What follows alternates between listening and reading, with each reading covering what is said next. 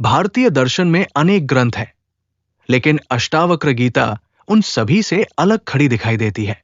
ये ग्रंथ न तो कर्मकांड की बात करता है, न ही लंबी साधनाओं और कठिन तपस्याओं का बोझ डालता है। ये सीधे मनुष्य के हृदय पर प्रहार करता है और एक ही प्रश्न पूछता है, तुम वास्तव में हो कौन? अष्टावक्र गीता एक संवाद है, ऋषि अष्टावक्र और मिथिला के राजा जनक के बीच। लेकिन ये केवल दो व्यक्तियों की बातचीत नहीं, बल्कि आत्मा और अज्ञान के बीच का संघर्ष है। ऋषि अष्टावक्र कौन थे? ऋषि अष्टावक्र का नाम ही उनके जीवन की कथा कह देता है। कहा जाता है कि उनके शरीर में 8 स्थानों पर विकृति थी, इसलिए उन्हें अष्टावक्र कहा गया।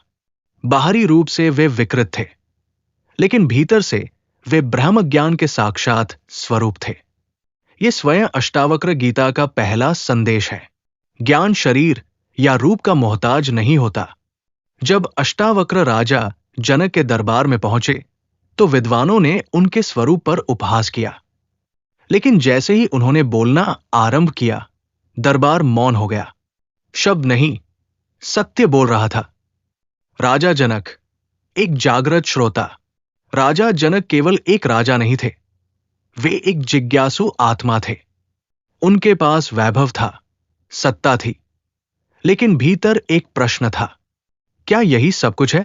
अष्टावक्र और जनक का संवाद इसलिए संभव हुआ क्योंकि जनक सुनने को तैयार थे।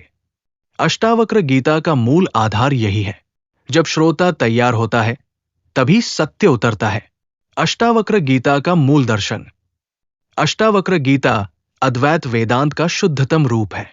इसका केंद्रीय संदेश है, तुम देह नहीं हो, तुम मन नहीं हो, तुम कर्ता नहीं हो, तुम शुद्ध चेतना हो। यह ग्रंथ बार बार कहता है कि मनुष्य की सारी पीड़ा का कारण केवल एक है, अज्ञान। हम स्वयं को वो मान बैठे हैं जो हम हैं ही नहीं। हम कहते हैं, मैं दुखी हूं, मैं असफल हूं, मैं भयभीत हूं। लेकिन अष्टावक्र पूछते हैं, ये मैं कौन है? देह और आत्मा का भ्रम। अष्टावक्र गीता कहती है कि सबसे बड़ा भ्रम है देह को आत्मा मान लेना। देह बदलती है, बीमार होती है, बूढ़ी होती है, नष्ट होती है, लेकिन जो इन सबको देख रहा है वह कौन है? तुम देखने वाले हो, देखे जाने वाले नहीं। जब तक मनुष्य स्वयं को देह मानता है, तब तक वो बंधन में है।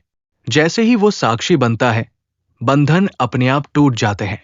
कर्म, त्याग और मुक्ति पर क्रांतिकारी दृष्टि। अष्टावक्र गीता की सबसे साहसिक बात यह है कि ये कहती है, मोक्ष कर्म करने या छोड़ने से नहीं मिलता। ये बात बहुतों को चौंकाती है, क्योंकि यहां न तो कर्मयोग की बात है, न भक्ति की विधि, न ध्यान की अनिवार्यता। अष्टावक्र कहते हैं, जो मुक्त होना चाहता है वो पहले ये देखे कि वो बंधा है ही नहीं। बंधन केवल कल्पना है, जैसे रस्सी में सांप दिखाई देना। सांप को मारने की जरूरत नहीं, बस सही दृष्टि चाहिए। अहंकार सबसे सूक्ष्म शत्रु। अष्टावक्र गीता अहंकार को सबसे बड़ा बंधन बताती है।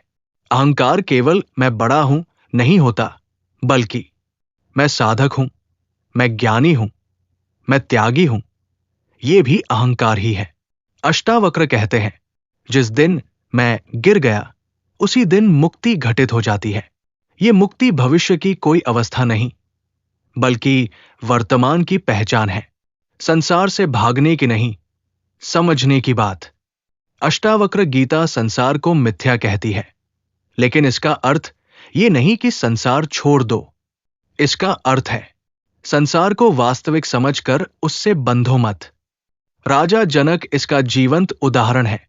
वे राजमहल में रहते हुए भी मुक्त थे, क्योंकि वे जानते थे, मैं ये नहीं हूं। मौन का महत्व। अष्टावक्र गीता में कई स्थानों पर कहा गया है कि सत्य शब्दों में नहीं, मौन में प्रकट होता है। जब मन शांत होता है, तब चेतना स्वयं को पहचान लेती है। इसलिए ये ग्रंथ अधिक सोचने से नहीं, बल्कि छोड़ देने से समझ में आता है। अष्टावक्र गीता आज के समय में, आज का मनुष्य बाहरी रूप से बहुत आगे बढ़ गया है, लेकिन भीतर से अधिक अशांत है। चिंता, तुलना, भय और असुरक्षा, ये सब आधुनिक रोग हैं। अष्टावक्र गीता आज भी उतनी ही प्रासंगिक है, क्योंकि ये समस्या की जड़ पर प्रहार करती है। गलत पहचान।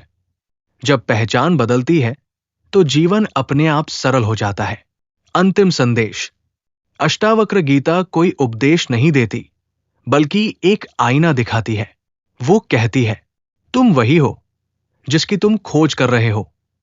न कहीं जाना है, न कुछ पाना है, न कुछ छोड़ना है, बस जानना है।